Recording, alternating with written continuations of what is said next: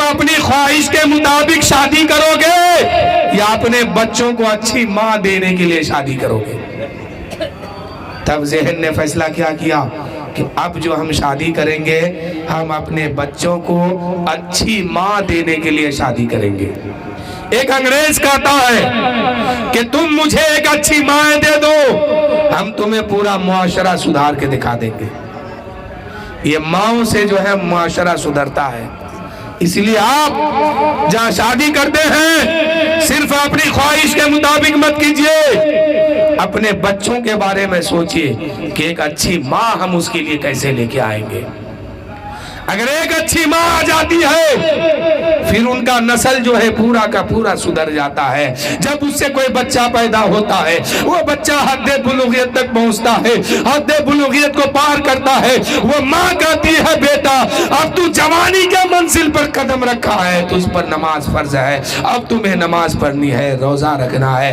बेटी से कहती है बेटी अब तू जवानी के मंजिल पर पहुंच रही है, सर से दुपट्टा नहीं हटना चाहिए, तुम्हें पर्दे के अंदर रहनी है और नमाज फर्ज है, तुम्हें नमाज पढ़नी है। ये कब कहेंगे कोई माँ? जब माँ नमाजी होगी, माँ रोजेदार होगी, माँ शरीयत के पाबंद होगी, माँ कनीसे फातिमा होगी, तो अपने बच्चों को तरबियत ये करेगी कि तू जवानी के मंजिल पर कदम रख रहा है, तुझे नमाज के साथ आगे बढ़ना है।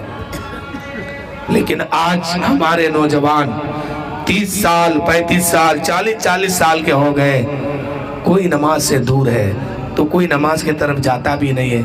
वजह क्या है कि बचपन में तरबियत सही से नहीं हो पाई। माँ का गोद जो है वो पहला मदरसा है, बच्चों का पहला मकतब है, पहला स्कूल, पहला कॉलेज है, पहला यूनिवर्सिटी है। माँ के गोद में जब बच्चा आता है, बच्चा सादा कागज है और माँ उसकी कलम है, वो अपने कलम से जो लिखती है बच्चा वो इसी माहौल में ढल जाता है। वो माँ जिस अंदाज से अपने बच्चे की परवरिश करेगी, जवानी के मंजिल पर बेटा कदम रखेगा, बेटी कदम रखेगी, उसी मंजिल की तरफ वो आगे बढ़ेगी।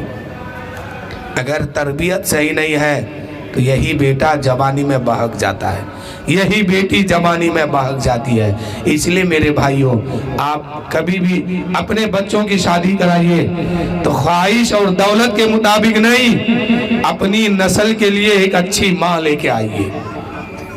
एक अच्छी माँ मिलेगी ना, हर मुश्किल से आप आसानी से पार हो जाएंगे।